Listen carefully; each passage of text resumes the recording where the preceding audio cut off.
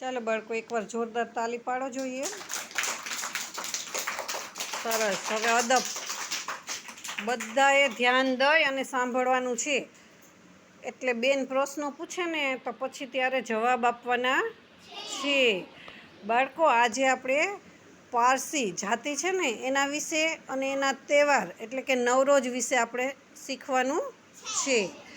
આપણા દેશમાં હિન્દુ વસે, મુસ્લિમ વસે, ઈસાઈ, ખ્રિસ્તી અને પારસી બધી જ્ઞાતિઓ વસે છે. પારસી જ્ઞાતિ છે એ કાંઈ આપણા દેશની છે નહીં, બહારથી આવેલી જ્ઞાતિ છે. ત્યારે છે ને બાળકો રજવાડા હતા અને પારસી જ્ઞાતિ બીજા દેશમાંથી આપણા દેશમાં જ્યારે વસવાટ કરવા આવે છે ને ત્યારે અહીંયાના રાજા જે હોય છે ત્યારે આપણા દેશમાં લોકશાહી હતી નહીં, પણ રજવાડું હતું. એટલે રાજાને એમ કહે છે કે અમે લોકો અહીંયા ગુજરાતમાં વસવા માટે તૈયાર છીએ, પણ રાજા ના પાડે છે કે અમારે અહીંયા ખૂબ જ માણસો છે, ખૂબ જ વસ્તી છે. એવું કહેવા માટે થઈ અને રાજા શું કરે છે કે આખા દૂધનો પ્યાલો ભરી અને પારસી જ્ઞાતિના જે આગેવાનો આવ્યા હતા ને એની સામે આપે છે. તો પારસીઓ છે ને બહુ જ સમજદાર, શિસ્તવાળા અને સરળ જ્ઞાતિ કહેવાય. એટલે એણે ઝઘડો કર્યો નહીં, પરંતુ દૂધમાં શું નાખ્યું? સાકર. આપણે દૂધમાં સાકર નાખી, આખો ગ્લાસ દૂધનો ભર્યો હોય એમાં આપણે ખાંડ નાખી તો કાંઈ ગ્લાસમાંથી છલકાઈને બહાર નીકળે નહીં. ખાંડ જે છે એ દૂધમાં સમાઈ જાય અને દૂધ કેવું થઈ જાય? આપણે દૂધમાં ખાંડ નાખીએ તો દૂધ કેવું થઈ જાય? ગીરું. Very good. કોણ બોલ્યું? વાહ યુગરાજભાઈ, બહુ સરસ. કે દૂધ મીઠું થઈ જાય.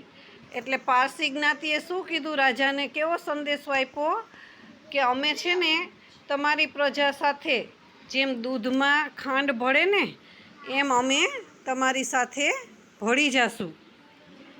અને અમે અહીંયા કાંઈ ઝઘડો, ટંઠો, ફસાદ કરવા માટે નથી આવ્યા, પણ અહીંયા અમે સુખેથી રહેવા માટે આવ્યા છીએ.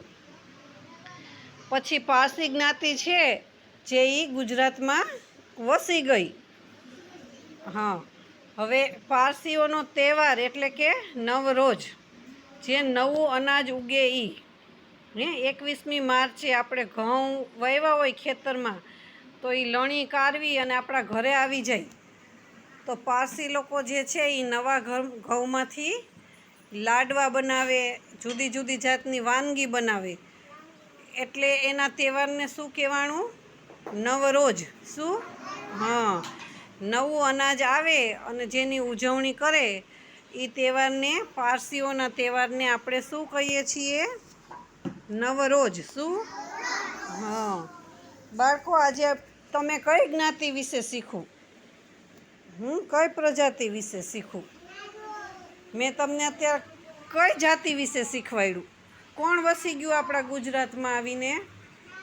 પારસી લોકો. કોણ? તો આજે આપણે કોના વિશે શીખા? વેરી ગુડ સિયાબેન, પારસી લોકો વિશે શીખા.